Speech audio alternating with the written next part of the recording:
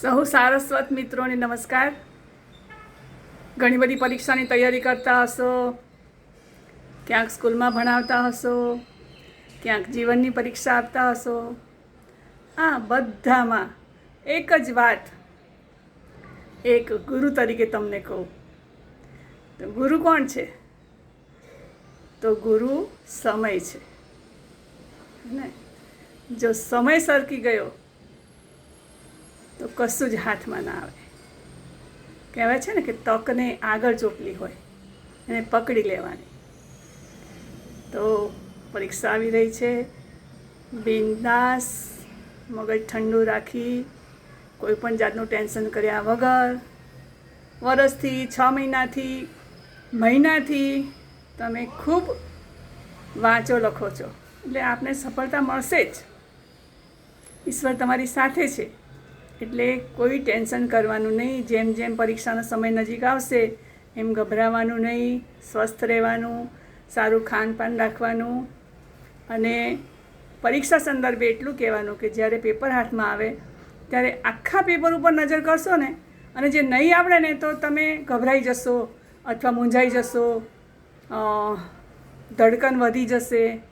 તો આવું બધું ના થાય એ માટે પહેલો જ પ્રશ્ન પહેલાં જ પાને સારા અક્ષરે લખવા જ માંડવાનું.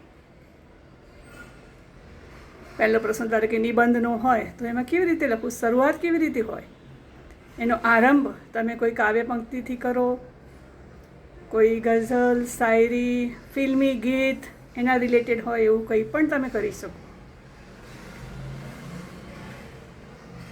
ડેટા આપો, ઉદાહરણ આપો, 2-3 ફકરા પાડો, સમાપન કરો, બસ આવડી ગયું. તો મનમાં જે કંઈ વિચાર આવે એને લખો. એનું અગાઉ તમે વાંચન ખૂબ કર્યું છે એટલે કોઈ ટેન્શન નહીં. હાયર સેકન્ડરી પરીક્ષામાં બીજો પ્રશ્ન તમારો જે ફકરાનું સારાંશ લેખન કરવાનું આવશે એમાં પણ એવું જ છે. 3 વાર વાંચો, વધારાના ઉદાહરણ કાઢી નાખો, વધારાની વાત કાઢી નાખો, મુખ્ય વાત રહી ના જાય એ જોવાનું. તો આ રીતે સંક્ષેપ પણ કરવાનું. જો એમાં તમને પૂછે કે શીર્ષક આપો તો એ પણ આપી દેવાનું. ગ્રામરના પ્રશ્નો ફટાફટ કરી દેવાના.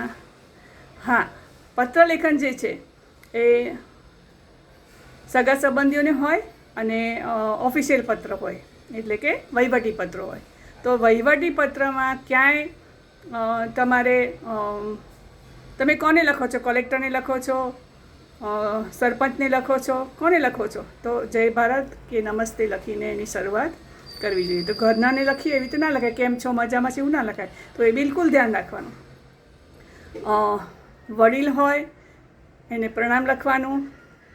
લિખિત અંગ જે છે એમાં તમારે અનુસ્વાર જે મૂકીએ છે એવું ગોળ પોલું લખવાનું. અને સંબંધી હોય તો આપનો અથવા આપની જે કંઈ લખો તે. અને પહેલાંમાં તમારે ખાલી તમારું નામ અને સહી લખવાનું અથવા તો જાગૃત નાગરિક લખવાનું, એવું કંઈક લખવાનું. તો વિસ્તૃત રીતે કોઈ મુદ્દા રહી ના જાય એ પ્રમાણે વર્ણનાત્મક જે પ્રશ્નો છે એને સારી રીતે તમારે લખવાના. ગ્રામરમાં પણ એ રીતે તમારે આ વર્ષે જ તમે લખશો જ. ખૂબ વાંચ્યું છે તો આજે મને એવી ઈચ્છા થઈ કે એક એવું ખાલી ગ્રામરનું પ્રશ્નપત્ર થોડુંક મૂકવું. તમે ટ્રાય કરો. તમે પોતે સ્વયં મૂલ્યાંકનકાર બનો. બરાબર? All the best. અને એક પેપર હું આપું છું. Thank you.